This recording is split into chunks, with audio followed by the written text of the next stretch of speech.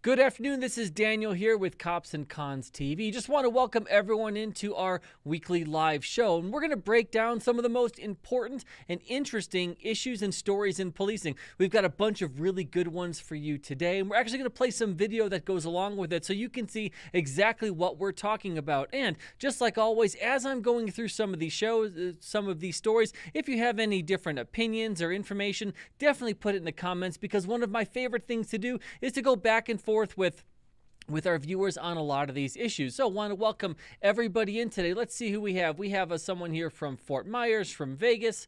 Looks like we have Miss Heard from Pine Bluff, Arkansas. Well, good afternoon as well. Someone is from Denmark, and they are watching here as well. So we appreciate everyone being in. And again, if you don't already, please go ahead and make sure you follow our channel and subscribe. That way you know exactly when we're going to do these live shows. And if you haven't already, please go ahead and share it with all of your friends and family so we can get as many people in here as possible. Oh, also, Miss Bandito, welcome in from Lubbock, Texas. And again, my name is Daniel. You can go ahead and follow me over at YouTube and TikTok, everywhere over at Police Law News. All right, so we're going to get right into it. So this first case that we're going to watch, or going to talk about, we're actually going to play a video. It's going to be a police officer stopping another police officer on a traffic stop. It doesn't go as planned, kind of goes off the rails. We're going to talk about it, but first, we are going to play that body camera video of the incident. He's the guy that,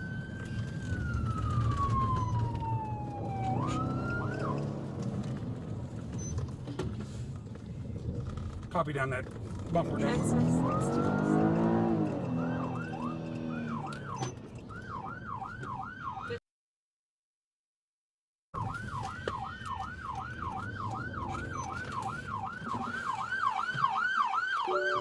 You gonna pull over? Pull over.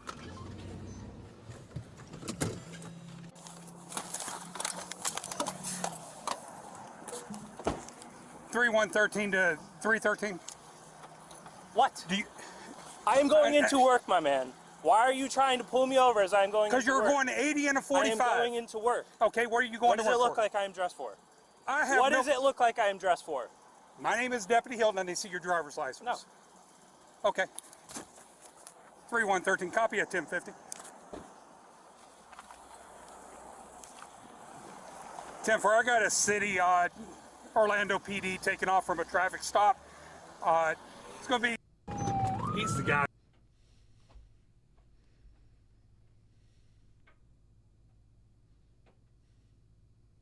Okay, so that was video from Seminole County, Florida. It was a Seminole County, Florida deputy that got into it and tried to stop a city of Orlando police officer. So let's talk about what happened here. So the Seminole County deputy, he was running radar on what he calls a residential street. So the speed limit on this street is 45 miles an hour, and he was able to clock the Orlando City police officer traveling 80 miles an hour in a posted 45-mile-an-hour zone. Now, the Orlando City police officer, he didn't have any lights or sirens or anything on, and what the deputy decided to do is he decided that he was going to initiate a traffic stop on the Orlando City police officer. So, what happened is the deputy actually had to travel approximately 100 miles an hour in order to catch up to the Orlando City police officer. Now, once the deputy comes up behind the police officer with lights and sirens, at first, the Orlando City police officer doesn't stop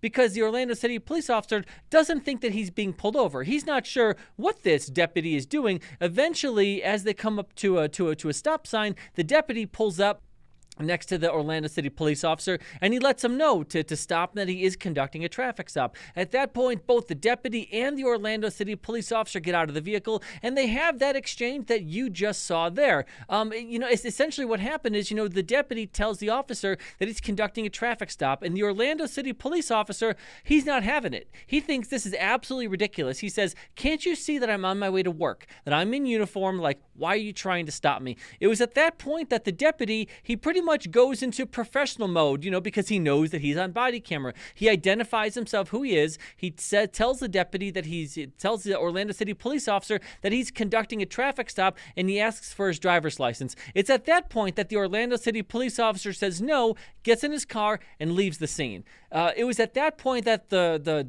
Seminole County deputy, he doesn't leave it there. Essentially what he does is he calls it into dispatch that the Orlando City police officer left. Well, I mean, all of these cars are marked, they have license plates, so it wasn't difficult for the dispatch for internal affairs and essentially the county sheriff's office to get a hold of the City of Orlando Police Department. They were able to find out who it was. The officer was essentially relieved of duty almost immediately, and there was an internal investigation. So not only was there an internal investigation from the City of Orlando police side, and the officer was relieved of duty, but also the deputy from Seminole County, he issued a criminal summons for a couple different things. What he issued a criminal summons for.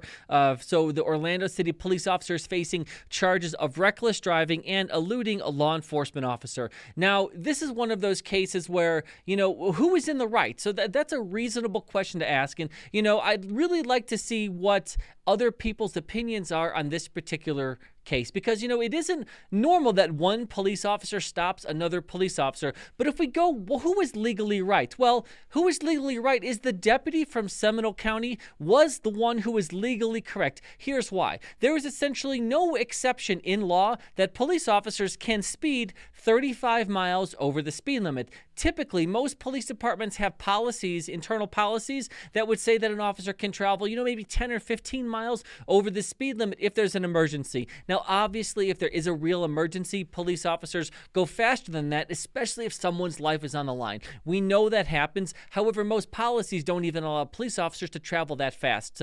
Also, there is nothing in Florida state law that would make it exempt or prohibit that police officer from stopping and cooperating with the officer conducting the traffic stop. So the officer saw a vehicle speeding, he conducted a traffic stop. So essentially, in a situation like this, the Orlando City police officer should have complied. So there is, again, there's nothing in law that the deputy did wrong. Now, can we say that it's strange? Yes, I would agree that it's strange to do. It's something that's not typical. In my almost 2 decades in working as a police officer, I've never seen this happen. I've never seen one police officer stop another police officer just for speeding. Now, I have seen police officers who have been in marked cars who had crashed their cars, or they were driving drunk, or they were weaving all over the side of the road, and they were arrested in their uniform in their police car for drunk driving, things like that. And we actually have a couple different videos of that on our channel if you wanted to go ahead and check those out, because those are excellent body camera videos.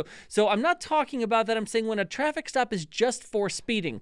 Now, what a lot of people have said is like, well, we know that the Orlando City police officer wasn't going to an emergency because he didn't have his lights and sirens on. Now, that is absolutely correct. So it turns out that the Orlando City police officer, it seems like he was just late for work because that's what he said, that he was going to work. So in a situation like this, but in the moment, the deputy wouldn't have any idea whether or not the officer was responding to some kind of an emergency, because the county and the city are going to be on different frequencies, different radio frequencies. So it's reasonable that the deputy would have no idea if that officer was on the way to a call, to a SWAT call, had been called out to some kind of emergency. And in the moment, the deputy didn't care. He wanted to stop the officer for speeding, and he did. And again, he was legally correct to do so.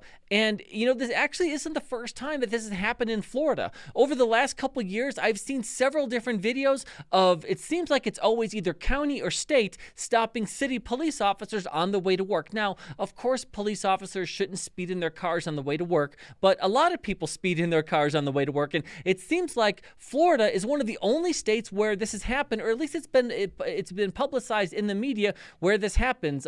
Also, I should say that also the state of Georgia has also had city and county officers get into it on this particular issue. I just have to say that, it's if police officers are, and no one is above the law, but if police officers are spending their entire shift stopping each other for different traffic violations. A crime must not be that high. So let's go. There's also cases where, a California Highway Patrol arrested a firefighter on the scene. So this kind of stuff does happen sometimes. Let's see what some of your thoughts are on this case. So Officer Blue Gun says, any authorized emergency vehicle while en route to meet an existing emergency shall warn all other vehicle traffic along with the emergency vehicle by an audible siren or visible signal use of displayed red or blue lights. Officer Blue Gun, I agree. So if this deputy, and that's per Florida law. So if the Orlando City police officer was going to an emergency, was going to some type of call for service that he had to get there quick, he would have had his lights and sirens on. And you know what? He should have had his lights and sirens on. Now, of course, the problem with this is that he wasn't going to an emergency. So you can imagine a situation where a police officer is running lights and sirens when they're not going to an emergency. That's obviously a problematic thing. So, when it comes to legally, I don't want anyone to misinterpret what I'm saying. When it comes to legally, the county deputy had every legal right to conduct a traffic stop, and he did everything legally. And the Orlando City police officer should have complied with the traffic stop. He should have taken his traffic ticket because he was relieved of duty. He was terminated from the Orlando Police Department, and now he is also facing charges of reckless driving and failing to stop for or eluding a police officer. Now, a lot of people are saying, how do you get reckless driving out of this? Like, this doesn't make any sense. Well, in a lot of states, reckless driving typically has a couple different elements. One of the elements for reckless driving in a lot of states is if you're traveling 30 miles above the posted speed limit, that is per se technically reckless driving. So, doing 80 in a 45 would qualify for that. So I know what a lot of people are going to say. Maybe not in this case, but in other cases, they would say, well, hang on. So this police officer was traveling 80 miles an hour in a 45 mile an hour zone. We consider that reckless. We consider that criminal. Well, the officer stopping him actually had to travel 100 miles an hour on that same stretch of road to even catch him. So if the one officer is reckless, how is the other officer not reckless? So I get that argument being made, but it's one of those things where, so I guess could the Orlando City police officer, if he saw the other car coming up behind him, the deputy coming up behind him at 100 miles an hour, could he have then initiated a traffic stop on him because he was actually doing 100 in a 45? Yes, so I think you see how petty this can get. So even though it was legal for the deputy to do, and legally the deputy did everything right, and the Orlando City police officer did everything wrong, was it really the right thing to do? Is this how we want our taxpayer money going? Police officers stopping each other? I'm just not sure. I think that's a different question that we should talk about other than who is legally correct. Because again, I don't want it to be confused. The deputy was legally correct. All right, any other comments on this thing? Let's see.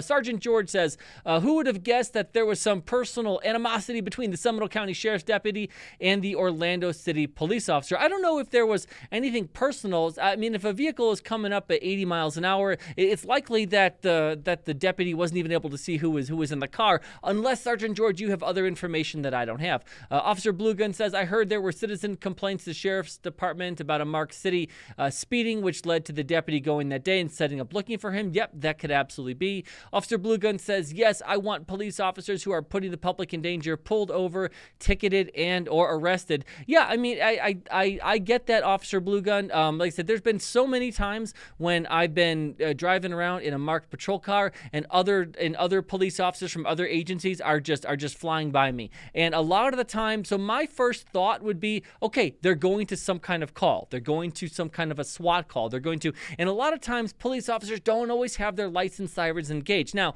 again, we can say that definitely they should. They absolutely should have it, but we know that's not the case. So as a police officer stopping every other officer who's speeding, that even if it's going that fast, again, that really wouldn't be a good use of resources. I could never imagine doing that. Steve says when everything cools down, he will be rehired and rewarded with back pay. Well, probably not, Steve. I don't think so. I think this is a pretty clear a violation of policy. So Steve, what we have to look for when officers are fired and whether or not they get their jobs back, we have to think, did they violate the law? And also, did they violate policy? So did he violate the law? Well, it's pretty clear he did violate the law by speeding and also by speeding and also going to also fleeing from the officer. And it's actually on video, so there's really no question that he violated the law. And then second, is that a violation of department policy? Well, it likely is a violation of department policy. The speeding, the fleeing, he probably didn't let his chain of command know that happened. So my guess is that the city of Orlando pretty much has an airtight case on the firing. Now, what I could see happening, Steve, is there are a lot of police departments around the country that are short dozens to hundreds of police officers. So when you have anti-police maniacs who basically make it so difficult for police officers to do their jobs, no one wants to be a cop. And when no one wants to be a cop, the few cops who are left are more valuable. So what I could see happening, Steve, is that this officer does get hired by a different agency who is, 15, 20, 30, 40, 150 officers short and just needs people to answer 911 calls. And this guy's certified, he's sorry, he did his time, all that kind of stuff. So I could see this officer getting hired with a different police agency after a period of time. However, I think the firing, in my opinion, my guess is that the city of Orlando probably has an airtight case. And if I was that police officer, I probably wouldn't try to get my job back with Orlando Police Department. What I would try to do is I would try to do everything possible to show that I was sorry, that I didn't do it. I would cooperate with whatever court sentence I got. I would admit guilt, try to go to counseling, rehabilitate, whatever that officer needs to do, and then a year from now try to get hired somewhere else. That's what I would do if I were that officer, or if I was the union rep or the attorney representing the officer. That would be my advice. Also, okay, Sergeant George says, no doubt the Seminole County Sheriff's deputy handled the situation correctly, but the Orlando City police officer was the one in the wrong. 100%, Sergeant George. Yeah, I can't say it enough. Legally speaking, the deputy did everything correct, and the Orlando City police officer did everything wrong. And I think the city of Orlando does have an airtight case firing that officer. That was probably, they probably didn't have any choice but to fire him. My guess is maybe he could get picked up somewhere else. One more from Steve says, an officer in San Antonio beat up a handcuffed pregnant woman and was rehired and rewarded with back pay. Hey, Steve, if you could go ahead and put the name or send the link in there, I'll look into it. There really isn't anything I can say about that, because my guess is that if a judge or a court ordered the officer to be hired and rewarded with back pay, there's more to that story than you are leading on. All right, so we're going to go into the next story, which we also have a video for, and this one is crazy. So this one happened in Loveland, Colorado on May 21st. This is a case where an officer is spit at in the face, and his reaction to getting spit in the face is maybe what you would expect from someone who gets spit at in the face. So we're going to go ahead and play that body camera video right now. Shit. Let's bring in Angelia in today. Walking along, since you're asking Angelia, you don't fucking speak for me, you Margarado fucking piece of shit. Okay, let's watch the language. Angelia, you piece Angelia, of shit. I will not tolerate that language. Well, I will tell you, I'm not tolerating that I can't walk down the street. Hey, fucking give it back to me, you fucking piece it has of to shit. go with your property. Hey, I can have it. Angelia. Why can't I have a piece of paper? Because they have policies here. You Then can't have fucking your take my pants off too. Take my shirt off. Give me my piece of paper. Why can't I have it? Hey, Fucking piece of shit. Why can't I have the paper, you piece of shit? Angelia. Fuck you. Enjoy the fifth element. Hey. You wouldn't even know, you Angelia. fucking swine piece of If shit. you continue to So I'll behave tell you this what way, brings me in here today. do I not was walking spit and do down not the get, street, I will not and tolerate these that. fuckers fucking About- come up. You can And calm yourself fucking down. I will put not sit here. handcuffs on me. As you see, they fucking took a piece of paper right out of my hands, bitch. Fuck you too. Fucking can't even fucking took a piece of paper right out of my hands. Just instigating me. Fucking authority, bitch. Fucking asswipe. Fucking dick. Fuck you. Fuck you. Fuck you. This will go a lot smoother if you Fucking could don't just... even fucking touch me, you piece of shit. Really? You fucking handcuffed me, you asswipe fucking bitch. Fucking give me my paper back. Yeah. See how he instigates? Fucking Can you speak to me then if you don't like him? Don't spit. Oh, fucking Hey, piece of Toronto, shit. See what he does? All right, so that was video from Loveland, Colorado on May 21st. So let me let me back that up just a little bit here. So there was a call for service about a woman walking in traffic and speaking incoherently. So it's reasonable that the police officers were called to that call. Police officers arrived on scene and they contacted an individual named Angelia Hall. Once they had contact with Angelia Hall, they basically saw exactly what the callers had said about this. So essentially what they saw is that a woman who was incoherent, who was walking in and out of traffic. So it was at that point that the police officers, in my opinion, and definitely tell me if you think I'm wrong, the police officer did the right thing and they put her into protective custody. So let me talk about that just a little bit. So most states do have protective custody that they are able to do. And what that means is that if that is an individual who maybe hasn't committed a crime, or maybe if they have committed a crime, but instead of going down the route of, or going through the channel or the vehicle of criminal charge and going to jail, a police officer makes a decision, you know what this person really needs is mental health help. This person needs help. They right now, going to jail isn't the main thing that's important. So most, especially progressive police departments, encourage police officers to do this. So a lot of people say, well, you know, you can't do this. You're taking away her freedom. They had no right to take away her freedom. Well, again, this is kind of a diversion instead of going to jail. And essentially what is needed in most states is if an individual is either an active threat to themselves, an active threat to someone else, or grave passive neglect, where a person basically can't take care of themselves. So in a situation like this where someone is incoherent and walking into traffic, that's obviously a situation where they're not safe for themselves. So they are an absolute danger to themselves. So the idea of police officers putting her in protective custody, essentially taking away her freedom and taking her, I think they call it in California a 5150. So that's a common thing that you hear all the time. So it's not an unreasonable thing for police officers to do. And a lot of times there are actually state laws and department policies where they tell police officers, hey, if you see this happen, you don't have a choice. You have to act. In fact, you have a duty to act. So I'm just trying to get to the point and let everybody know exactly why Miss Hall was in police custody. So at this point, she wasn't under arrest. She wasn't going to jail, but police officers put her into custody and essentially were taking her for a mental health evaluation. A lot of times with a mental health evaluation, they first have to be medically cleared. So an individual has to be medically cleared, kind of triaged, and then they are able to speak with a mental health professional,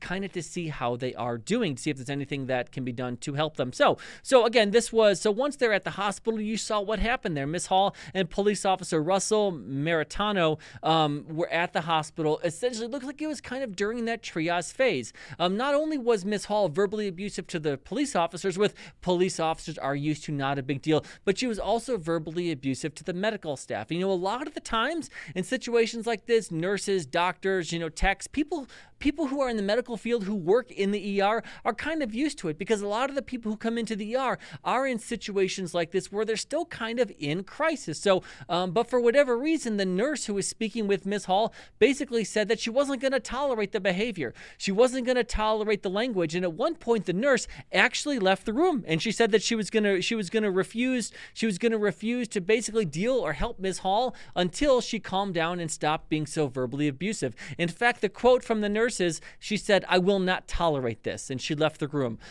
During this time also, the police officer realized, and again, I don't know why the officer didn't realize this before, that's a different training issue, but at this point, the police officer realized that Miss Hall had something in her hand. Now, in a situation like this where someone is in custody, it's not unreasonable for police officers to make sure they don't have anything on them, anything in their pockets, anything in their hands. So, that's a reasonable thing for a police officer to do. Now, there are, of course, when it comes to crisis intervention, when you have someone who, is, for lack of a better term, kind of out of their mind or in crisis, of course, there could be better ways to do it. The officer could have said, "Hey, I see you have something in your hand. Would you mind telling me what it is? Would you mind if I take it and put it over here? Hey, can I take this from you and put it in with your property so that it's safe and that you can get it here in a little bit?" So instead of doing that, and again, I get it, I'm going 20/20 hindsight, but these are things that all police officers pretty much learn in crisis intervention training when dealing with someone who is in an active mental health crisis. But the officer didn't do that. The officer basically just went to her hands, which were behind her back, and grabbed away and grabbed the piece of paper from her hand. And now, at this point, all of the anger, instead of it being towards who knows what, all of the anger from Miss Hall went towards the police officer because he took the piece of paper from her. And she did a couple things. She started spitting on the floor. She started to stand up. She tried to walk away from the police officer. She also used her knee, and she kind of kneed at the police officer. And what she was mad about was the piece of paper. So again, I know this is 2020 hindsight, but I think we have to have these conversations. And because we know that these are the kinds of conversations that not only mental health professionals, but mental health professionals who train police departments and train police officers coming up with different strategies in order to avoid use of force and to basically make sure all of these situations end as peacefully as possible. We know that they are having these conversations, so it's not unreasonable to think about. So at this point, the police officer who took the piece of paper from her, is it really that big of a deal to give her the piece of paper back? I'm just asking that question, and definitely put in the comments if you think I'm right track or wrong track on this. Would it have been that big of a deal to just give her the piece of paper back, to let her hold it, especially if it would have made it so she wasn't screaming and yelling? And it just seems like she was just hyper focused on that piece of paper. And, and I just think it's important to say that I've done the research on this. And the stats of police officers getting killed by a piece of paper are actually really low. Not zero, but really low. And I think that's something that everybody should think about. So during this, while she's really just screaming and yelling, she knees at the police officer, she spits on the floor. It was at that point that she spits in the police officer's face. Once she spits in the police officer's face, he almost immediately, pretty much like it was a reflex, he used his right hand and he kind of gave her a weak punch. I say a weak punch because any young adult man or woman to that effect who really wanted to punch someone in the face and knock them out from that close probably could. All right, so the officer, pretty much gave her a weak punch in the face, immediately stood her up, and pretty much, did what you would think someone would do. And what he did is he basically faced her face away from him, so he wasn't able to do it anymore. Now, here's what happened with this. So both Miss Hall and Officer Maritano were charged with third-degree assault, which is a misdemeanor. So they were both charged with the same thing. The police officer, during an internal investigation, when asked what happened, he said, she spit on me, and in the moment, I just tried to get her face away from me, and I ended up hitting her a little hard.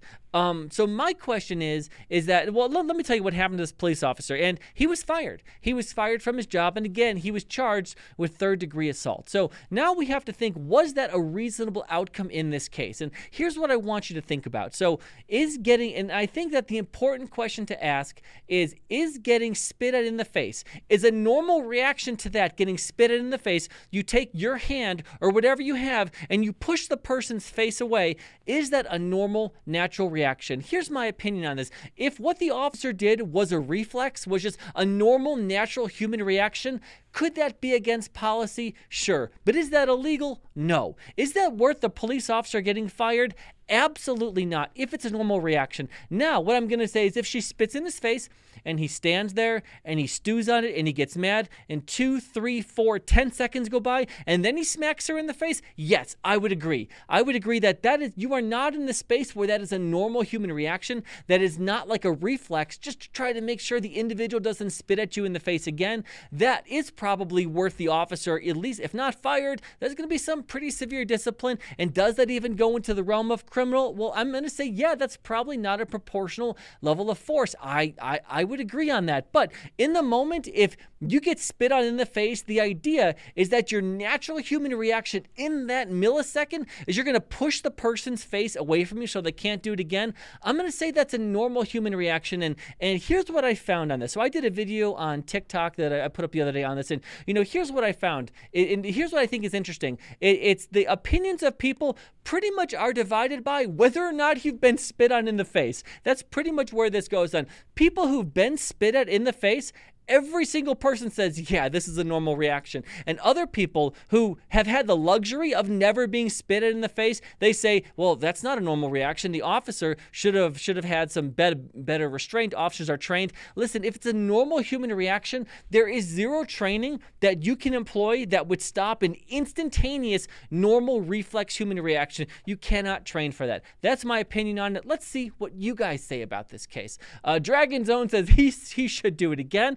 I'll take that as the joke, Dragon Zone, that he should do it again. Because again, I think anything in the realm of normal human reflexive reaction, I'm going to say the officer shouldn't get in trouble for. Certainly not fired or terminated. But no, once the threat is over and she's no longer spitting at you in the face, you can't hit the person anymore. So I would not agree with that at all. Though I think what you said is the joke, Dragon Zone. Let's see. Stan the man says cops have to be above learn anger management. Stan, I'm going to say I agree with that in principle. But again, if someone spits at you in the face and your normal human reaction is to just use your hand and just push their face away or punch their face away, is that unreasonable? I'm going to say no. Let's see. Someone says police need to maintain control. Okay, I get it. I don't know how you could control a reflex. Officer Blue Gun said that's crazy. It was a natural reflex. I agree with you, Officer Blue Gun. Dan says, IMO, that was a proportional level of force to stop the spitting. Agree with you 100%. Steve says immature kids never should be hired to work in law enforcement. Okay, again, I'm guessing Steve has the privilege of never been being spitted in the face and enjoy that privilege and luxury. Sergeant George says that is exactly why police departments have signs that say, leave your personal feelings at the door. Sergeant George, again, to me, it's a reflex. Dragon says she wasn't injured. She was a threat and force is understandable. Agree. Blue Gun says, let's see, replied to Sergeant George, cops are humans. It's impossible to block your personal feelings. Cops aren't robots. Agree. Let's see, spitting on someone is assault. So technically it was defense. I agree. Dragon Zone, I agree. That's exactly what I'm saying. Again, if he had waited 4, 5, 6 seconds and just kind of stood there stewing and then clocked her in the face, I would say no, that's not self-defense. That would be an unreasonable use of force against department policy and also probably illegal. Not the case here. James Echo says, this is the best comment. A better idea is don't spit at the police because here's the thing about this. If you don't spit at a police officer, then this kind of stuff doesn't happen. So let's see. Sharon says, I'm late. I enjoy your vlog. Thank you so much, Sharon. Kenny says, I'd like to see what would happen if some of these people get spit in their face, how they'd act. Thank you, Kenny. That's exactly what I'm saying. And like I said, the video I did on TikTok about this over at Police Law News, pretty much I got hundreds of comments on it. I think even thousands of comments. And basically, if you've been spit at in the face, like 100% of people say, yeah, this is a pretty normal reaction to that. And again, people who have the luxury of never being spit at in the face, those are the ones who are saying the officer shouldn't have retaliated in any way and just stand there and get spit at in the face again. They need to be above that, which is, again, it's an unreasonable expectation from a human. Let's see. Officer Blue Gun says, not enough people have been punched in the face. Sergeant George, but all in all, the police officer had the right to react to the spitting. I agree. Lysergic Visions also says facts as well. I just want to say, that was an interesting case that I saw. Again, I don't think that the police officer should have been fired. Hopefully the officer, hopefully this will go to court. And here's where I see this going. So again, both the officer and Ms. Hall were charged with the same exact crime, third-degree assault. So, what I think is reasonable would happen in a case like this is if this goes to court, if this actually goes to court, and if she's found guilty, which it seems like she would be, if the officer is able to somehow get found not guilty, I think that's a case where he might be able to be picked up and hired by a different police department, maybe even sue for his job back. Now, I think an important question to ask is, okay, what should the officer done in a situation like this? So what should the officer do in a situation like this? If you are a police leader, if you are training police officers, how do you train them in situations like this? So I think the only thing that you can say is if you are spit at in the face, and again, especially when it comes to all kinds of diseases that can be communicated through spit and saliva, the woman could have COVID. There could be all these different things that they could have hepatitis. There could all these things. So being spit at in the face, again, it's not just something that is gross or disgusting, but it's something that could really cause injury to someone if someone spitting has some kind of disease that can be transmitted that way. So again, the idea that a police officer just has to deal with it, well, that's bullshit. That's absolutely a ridiculous thing to say. So what should a police officer do in a situation like that? Here's my opinion. Here's what a police officer should do. Police officers, just like in all cases, should only utilize force that is within the bounds of the Constitution and which is in the bounds of their particular police department policy, which is typically Graham versus Connor. So Graham versus Connor, and then police force, if possible, should be reasonable, minimal, and proportional. Okay, so what's the minimal and proportional amount of force that you could use in order to get someone to stop spitting at you? What you would want is to basically get the person's head away from you as quickly as possible. No, you don't want to smack him in the head with a baton. But if you have an open hand and that's all you have, the idea of as soon as the spit has been spit on you, pushing the head, punching the head, somehow moving the head away from your face as quickly as possible, that seems like a reasonable thing for police officers to do. And again, I'm just going to reiterate, if it's a reflex, if it's in the moment, the quicker it is to the actual spitting, the more reasonable it is. As I've said multiple times on this, talking about this, if the officer waits 2, 4, 10 seconds, stews on it, and then clocks her in the face, the longer it goes, the more unreasonable it is. And the more likely it is that it's a violation of police department policy and a violation of the law. And all use of force from police officers should be in compliance with their department policy and with applicable law. All right, Stan the Man says spit sock. Yes, they should put a spit sock on her. Again, to look at this under 2020 hindsight. So Miss Hall did spit on the floor before she spit at the police officer. So it's at that point, should the officer have been thinking, hey, do we have a spit sock? So once you spit one time, as long as you're not outside spitting on the ground, of course, that would be unreasonable. But if you're inside somewhere and someone spits on the floor, putting a spit sock on the individual, which is basically kind of like a nylon mask that you put on someone, where if they spit, it basically just gets hung up in the mask and it gets on their face, and they're the only ones who have to deal with their own disgusting behavior. So they probably should have put a spit sock on her as soon as she spit on the floor the first time. But again, the officers typically don't carry spit socks in their pockets, so it's one of those things. A spit sock, if he had one, it would probably be in his police vehicle. So sending another officer out to his car to bring it in, I mean, that kind of situation could take 5, 10, 15 minutes depending upon the hospital is. And if you look at, when the amount of time from her spitting on the floor to spitting on the officer, there's about a 60-second difference. So, there probably wouldn't have even have been time to put one on her at that point. Officer Bluegun says, I always carry a spit sock. Officer Bluegun, that is a great thing to do. I can say in 15 years on patrol in uniform on the street, I never once carried a spit sock on my person. They were always in my car. And but that is an absolute thing. Lysergic says that he keeps one by his bed. that is funny. Absolutely. One more from Sergeant George. Let's see. Push the woman's face away and duck before she spits. Absolutely. Let's see. I want to say in 15 years of being on patrol in uniform, I want to say that it's not that often that you actually have to put a spit sock on someone. I would say probably a couple times a year. I worked in a pretty large city of 500,000 people, 1,000 cops, so a decently big city, and I want to say maybe 1, 2, maybe 3 times a year you have to put a spit sock on someone. Or I was in situations where I was primary and I had to put a spit sock on someone. So again, it isn't often. Again, as a police officer working in the field, I was actually spit on in the face one time. So I arrested somewhere in the neighborhood of 3,000 people, and I had one person spit in my face. And it's not fun. It is not any fun. It's one of those things that when you don't see it until it's happening, and it's like in slow motion, and you can't do anything to stop it, and it is absolutely infuriating. All right, so next case that I want to talk about, just a little bit of an update. We have two other cases that we're going to end with that are actually happened this week. So definitely stay tuned for that. But I just want to give an update on the Daniel Penny case. As I said, Daniel Penny is the Marine in New York City who Daniel Penny is the Marine who put Jordan Neely in a chokehold on a subway in New York City. So he was initially arrested on second-degree manslaughter. And this past week, or about a week and a half ago, a grand jury indicted Daniel Penny. So the exact charges that he was indicted on aren't known. So essentially, the indictment is going to be sealed until his court date, which is June 28th. So we'll give an update then.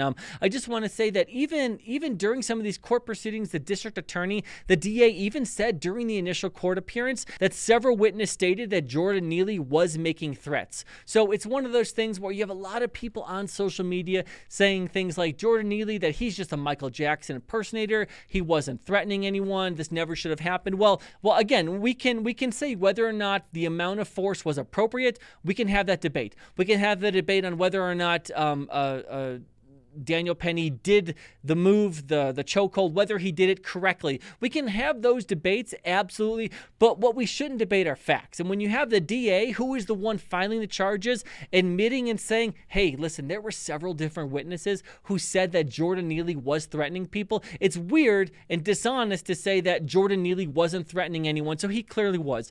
Daniel Penny actually did do an interview, and here's what the biggest thing I got from his interview, where he was very clear on the three different things that Jordan Neely was saying before he was subdued by not just Daniel Penny, but two other people. Here are the three things that he was saying. According to Daniel Penny, which should be backed up by a whole bunch of other different witnesses. Here are the things Jordan Neely was saying. You tell me if you think that this was a threat or not. Here's what he was saying to individuals on the subway, going up to women and children, screaming in their faces, I am going to kill you. I am preparing to go to jail for life. I am going to die. Well, when you say you're going to kill someone, to me, that means you're going to kill someone. If you say that you're prepared to go to jail for life, how many crimes can someone commit where you go to jail for life? Well, murder is just about the only one. And then I am going to die. So saying those things and screaming in the faces of women and children, any reasonable person would think that this guy is a threat. And I just want to say, here's the barometer on this case. Okay, here's how I think about this case. Not necessarily how you have to think about this case, but here's how I think about this case. So I ask myself the question, look at the George Floyd case. How many people, how many normal, average, regular bystanders on the George Floyd case were watching the police officers on top of George Floyd, were reasonably yelling and screaming at the police officers to get off of George Floyd? There was at least 10 of them. And very reasonably, people were screaming when they saw what the police officers were doing. Now look at the Daniel Penny case. Ask yourself the question, how many normal, average bystanders were screaming at Daniel Penny to let go of Jordan Neely? Zero. Absolutely none.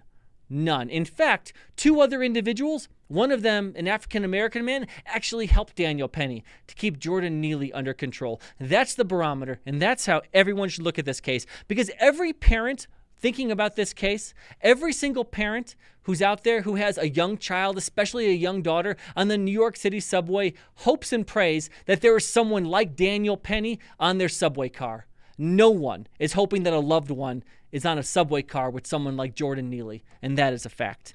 All right, so the next case that I want to talk about, so this happened in Louisville, Kentucky, and I do videos on TikTok just about daily, and I posted this one. It actually did really good. I got a lot of views on this one in the last couple of days, and I have never seen so many people comment "fuck around and find out" as I did on this video, and that's a thing that people say, but I'm not exaggerating. Thousands of people typed in FAFO after they watched this video. So here's what happened. So this happened in Louisville, Kentucky. I know I didn't say Louisville correctly. I get it. But Louisville, Kentucky on June 19th of this past year. So what happened is that there were some undercover police officers, and undercover police officers were in plain clothes, and they were in an unmarked vehicle. They were essentially doing surveillance. So what they were doing surveillance for in this neighborhood is they were looking for someone who was involved in a shooting. So essentially they were doing surveillance, looking for a shooting suspect, as these were detectives who were in a violent crime unit. So while they were doing surveillance, they were parked in an alley.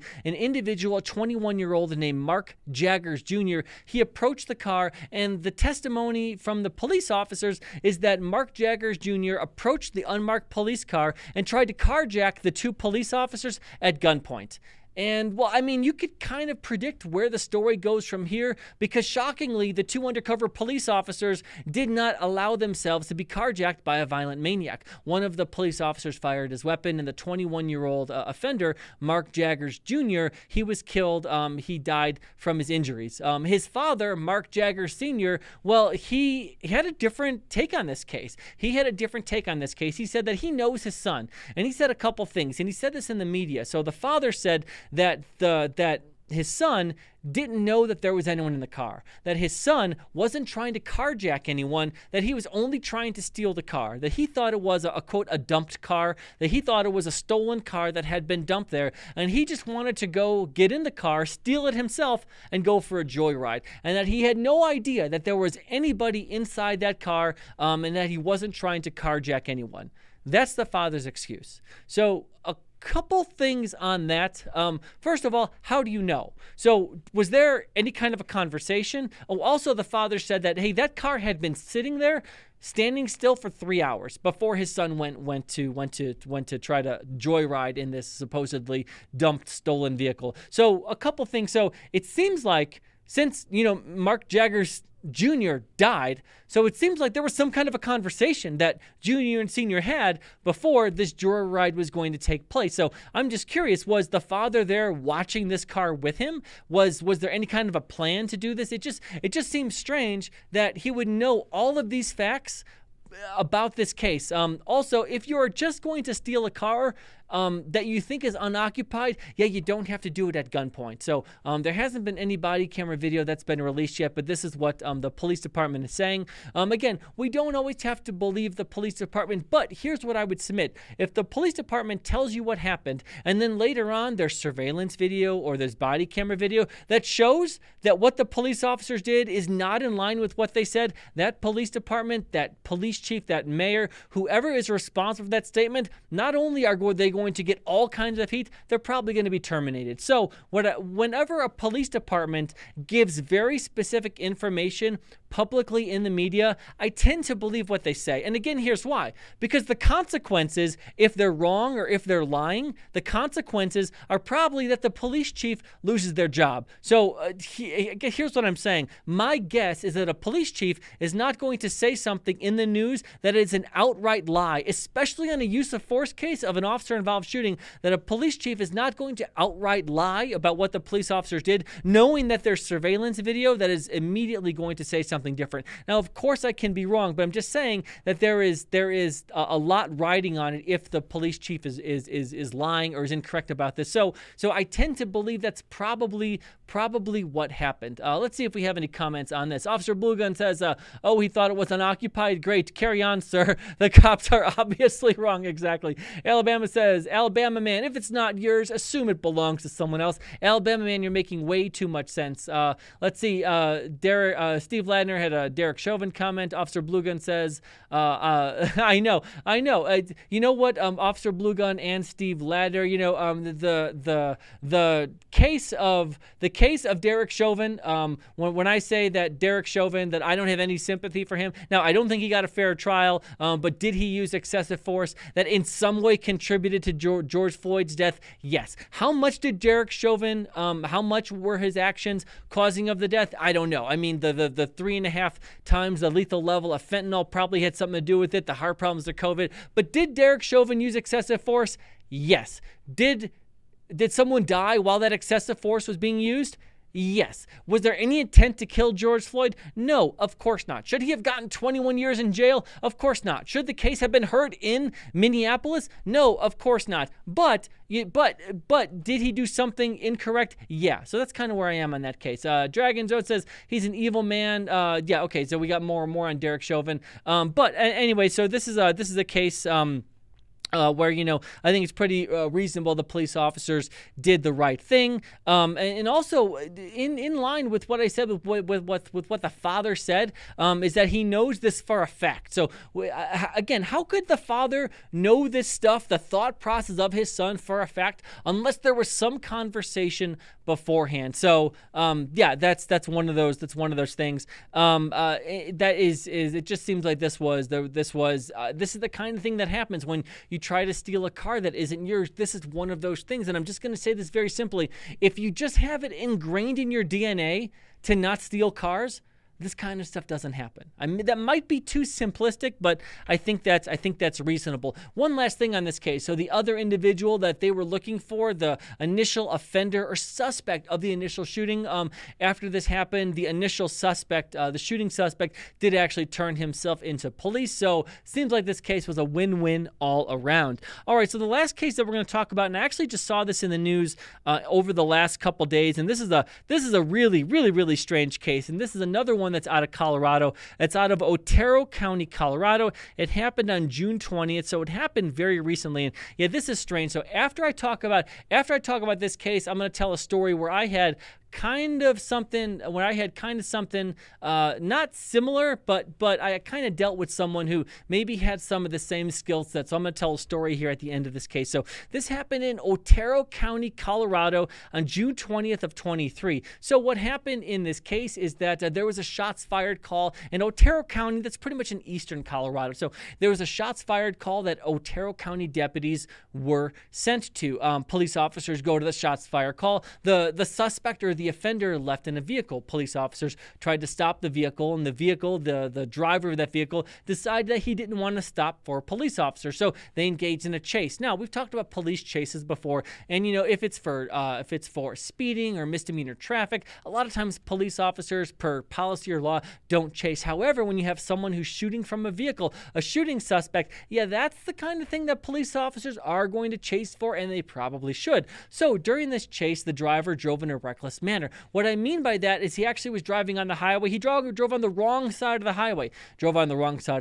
And he actually caused multiple different crashes. It was at that point the Otero County Sheriff's deputies, they actually called in the Colorado State Troopers for some backup. Good thing. Colorado State Troopers get on scene. They use a pit maneuver. That's essentially a maneuver where a police officer uses the very front of their car, and they kind of strike softly or swiftly the back corner panel of the offender vehicle. The car kind of spins around, and you're able to disable it that way. So Colorado State Troopers did a pit maneuver, got the vehicle to stop, got the driver into custody. So now we have the driver in custody. He's in the back seat of a Colorado State Trooper vehicle. Somehow he was able to get out of the back seat and get into the driver's seat of the Colorado State Police Trooper vehicle, and you can guess what happens next. He takes off. So now this guy is taking off, driving, fleeing in a fully marked Colorado State Trooper vehicle. It was at that point that police officers did have spike strips. What they did with the spike strip, and basically spike strips are something that police officers put out on the road. A car goes over it, and it disables the tires. Now, you can imagine driving, if you're driving 15 miles an hour and you run over spike strips and it disables the tires, it's probably not that big of a deal. Now, imagine if you're going 80 miles an hour, like the deputy in Orlando. So imagine if you're going 80 miles an hour and all of a sudden your tires are disabled and damaged as you're driving. Well, anyone could lose control of a car. So the faster someone's going, once spike strips are put out, the faster that someone is traveling, obviously the more danger it is for really everyone involved. But when you have someone who steals a police car, there could be a rifle in the police car, they have access to the police radio. It's reasonable that police officers are going to do just about everything they can to stop that car. So the guy was going really fast in the Colorado State Trooper vehicle. Police officer utilized spike strips. Almost immediately after those spike strips did strike the vehicle, that the car lost control and actually crashed into a semi-truck that was parked on the side of the road. First things first, the driver who was inside the semi-truck was fine. He was uninjured. That is important. The driver of the vehicle of the Colorado State Trooper car who had stolen it, the offender, he was basically, all messed up inside the car. Police officers, firefighters, they basically used the jaws of life to get this guy out, to extract him from the vehicle. However, he did die. He did die at the hospital.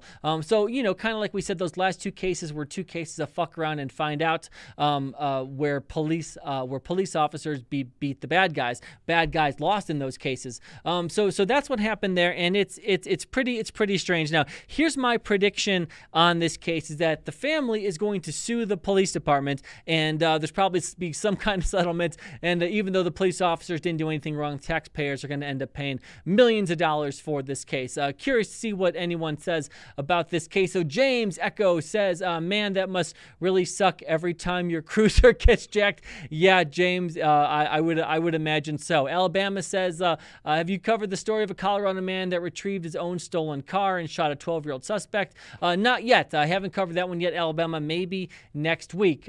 But so I'm going to end this. So that was that case. And a reasonable question that people should be asking is, if someone is in the back seat of a police vehicle and they're handcuffed behind their back, how is it even possible that they are able to, one, get out of handcuffs, exit the car, and then get into the driver's seat of a police car? Where were the police officers when this happened? So one of the things that police departments typically have policies on is that if you have someone, a suspect, in the back seat of your car, even if you're out of the car, even if you're out of the car and you're talking to the tow truck driver or you're talking to another officer about the case, you at least have to have your car in sight. So a couple things: you don't want the individual, because once someone's in custody, even if they're a bad guy, they're your responsibility. So you have to make sure not only that, that they get charged, but your safety, their safety is your responsibility as a police officer, as it should be. So that's one of the reasons why police officers have to at least maintain a visual on their car, even if they're standing 10, 15, 20 feet away. Again, talking to an investigator, picking up evidence, or who knows what, they have to at least keep a visual on the vehicle, not only to make sure that the suspect is safe, but one, so they can see what's happening. So they can see if the suspect is trying to exit the car, if the suspect is trying to get into the driver's seat of a car, of the police car. So we have to ask ourselves, how did this happen? So the Colorado State Troopers, how in the world did this happen? How did the individual get out of the car? So we don't have any body camera footage or dash cam footage yet.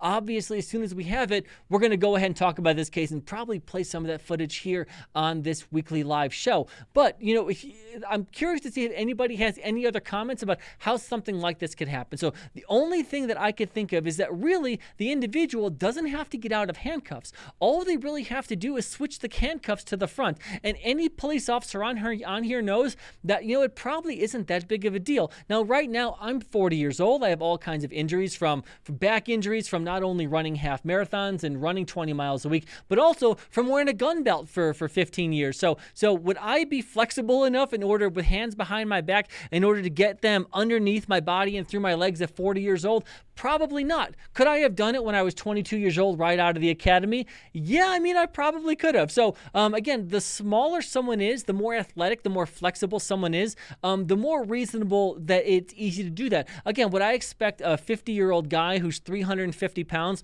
would I expect them to be able to do it? No. Would I expect almost any 21-year-old man or woman to be able to switch their handcuffs to the front? Yeah, they probably could. So once the handcuffs are in the front, you don't have to have the handcuffs off in order to drive a car or get out. So you have to think, how do they get out of a car? So the only thing I can think of is, because everyone knows, or police officers, if you've been a police officer, watched a lot of body cam channels, or you've been in the situation where you've been under arrest, is that police cars don't have any, in the back seat of police cars, you can't exit from the back seat. There's no door handle. So what I'm thinking is that maybe the window was rolled down. Now, if the window is rolled down, then it's possible that someone might be able to reach their hand out and somehow open it from the backside. I can't really think of any other way that he got out of the back seat. But again, once your hands are in the front and you're out of the back seat, you can either run around rural Colorado like a crazy person with your hands handcuffed, or you can hop into the driver's seat of the car and drive away, which is exactly what he did. So I'm really interested to see what the body cam or dash cam says. Let's see. Saw the Man says, I can move my arms to the front. I have no booty, so it's easy. Dan says, basic rules, leave the car in sight, not on the train tracks. Dan, thank you so much for mentioning that. Yes, because it was police officers in Colorado who also, not only did they leave the car out of their sight, they left it on the train tracks, which hit someone who was in the backseat of the car. And I covered that case. I actually covered the case on this channel channel when that happens. Absolutely crazy. Stan says Florida state troopers here don't have any cases. Easy to get in the front. Don't have cages. So really, they don't. In Florida, state troopers don't have cages. Well, okay, well that's an obvious different thing. So what a cage is essentially a cage is basically some kind of a divider. So back in the day before I was a police officer, they were like metal cages that would separate the front seat from the back seat, so people couldn't do this. That's what absolutely happened. I guess Indiana State Police don't have cages, so that's why they're called cages. But typically now, and I came on as a police officer in 2005, so at least since 2005, it's not an actual cage. It's like plastic. It's essentially like plastic that separates the front seat from the back seat.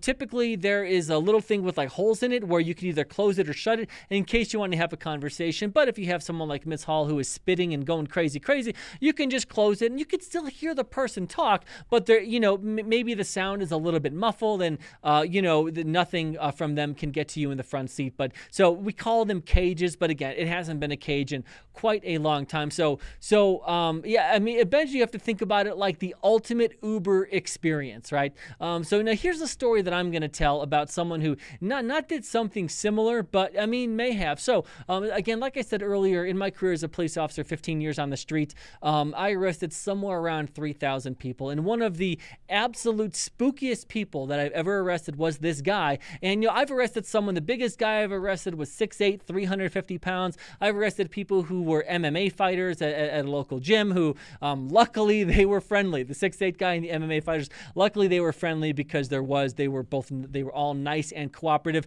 But this guy that I arrested was spooky. So he was about a 50-year-old white guy that I arrested for some kind of a warrant. He wasn't drunk. It was some kind of a misdemeanor warrant. 50-year-old white guy. He looked like a blue-collar guy. I arrested him. I stopped him in kind of like a bad area. I think he had a suspended license and stuff like that, but some kind of a misdemeanor warrant. But no violent criminal history or anything like that. He looked like he was a blue-collar guy, like maybe he was a roofer or a painter or something. But just the way that he was dressed. He was in the back seat of the car. I was a rookie, so I maybe had a year and a half or 2 years on. So I handcuffed him, put him in the back seat of the car, and I look back and I'm driving him to the jail. I look back and his hands are in the front. He didn't say anything. My fault. I didn't notice it as I was driving, but I look back and he's got his hands in the front and he's just sitting there. He wasn't combative. He wasn't rude. He wasn't disrespectful. His hands are in the front, and I was like, hey, dude, what are you doing? What happened? And he said, just very simply, very matter-of-factly, I didn't want my hands in the back anymore. And I'm like, so you just move him to the front? And again, he wasn't a big guy. He was a slender guy, but he was an older guy. So I thought, okay, I did something wrong. As a newer officer with a year and a half, 2 years on, I thought that I had done something wrong. Like, somehow I didn't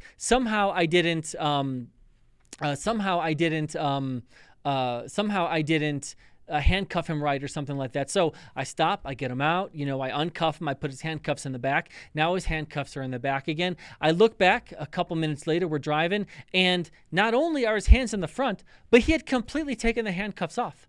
The handcuffs were completely off.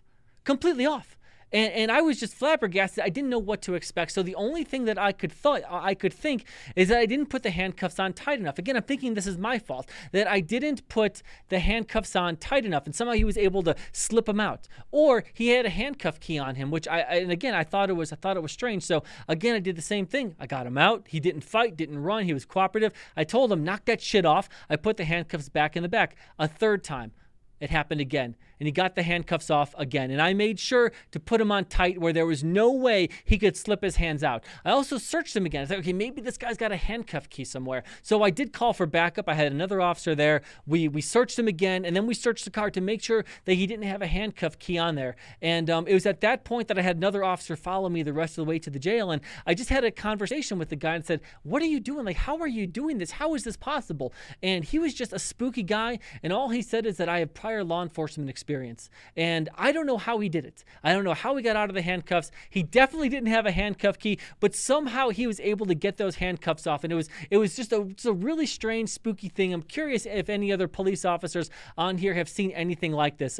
But the last trip to the jail was short, so he didn't try to do it again. But somehow this guy got his handcuffs off without a handcuff key. And I know for sure, especially that last time, that they were tight enough where he wouldn't be able to slip his hands out. out. I don't know how he did it, but I guess where I'm going with this is people can do strange things, and there are things out there that you can't explain. I'm sure there's an explanation to this. Never saw the guy again, never anything like that again. He didn't try to fight. Thankfully, he didn't try to fight or run, because who knows what this guy's skill level was. But again, not all police officers, especially when you're 50 years old. So the idea that, well, I was able to do this because I have prior law enforcement experience, the idea, oh, okay, well, that makes sense. No, it doesn't make sense, because I actually don't know any retired cops who are able to do what this guy did. But again, weird things happen. I'm not saying that was the case in the Colorado case, but every now and then I'll see a case in the news and it'll just remind me of something from, 17, 18 years ago in my career, and that's what it reminded me of. So, all right, so a couple more comments, then we're going to take off for the week. Let's see. 6 Cents says that doesn't say much for Uber. 6 Cents says, what's the deciding factor whether handcuffs cuffed in the front or the back? Really good question, 6 Cents. So most police departments have policies that people have to be handcuffed in the back. So the only reason you wouldn't be handcuffed in the back is if someone has some kind of an injury of where that they couldn't do it. Also, if someone is hearing impaired, there are directions or laws out there. I'm not sure if it's SOP, if it's policy or law, but if someone is hearing impaired, really the only way that they can communicate is if they can do hand signals to let you know something's wrong. Also, I should say that politicians typically get handcuffed in the front per department policy as well. So these are just a couple of the reasons why I've arrested people. Again, so I have arrested people who were 80-year-old women. So in 80-year-old woman, I've arrested. I didn't handcuff in the back. I handcuffed in the front, even though that was probably against policy. I just didn't think it was safe, especially trying to have her walk. She was arrested for driving while intoxicated. Didn't have a choice. So it was one of those things where I just didn't feel like it was reasonable to do. So it's just one of those things that. It happens sometimes, but again, the default is to handcuff in the back. That's what police officers are supposed to do for a lot of different reasons. That's usually per department policy. That's how police officers are trained, except for extenuating circumstances, injuries, hearing impaired, where you handcuff people in the front. That's pretty much the reason why. Last comment. Let's see. James Echo says, "Hey Daniel, did you hear about California Gavin Newsom's proposal to add to a ridiculous 20th Amendment?" I haven't. I saw Gavin Newsom interview on Sean Hannity recently. I haven't heard about this. However, I will look into it for next week. All right, so that's going to be the end of our show. I want to thank everyone in. I really appreciate the comments and the discussion. Also, I just want to say throughout the week, Alabama, thank you for being here. I want to say throughout the week, definitely check out the comments, or if there is a case you're like, oh, this one's interesting, I'd like Dan to go ahead and talk about this. Definitely put in the comments. I definitely go through the comments on these videos throughout the week to see if anything's in there. I like to have conversations. Also, so make sure you subscribe to our channel, share it with your friends and family. You can go ahead and follow me personally over on Police Law News, pretty much everywhere, Instagram, YouTube, TikTok. And I just want to thank everyone for being in here. I hope everyone has a great and safe weekend, and we will see you soon.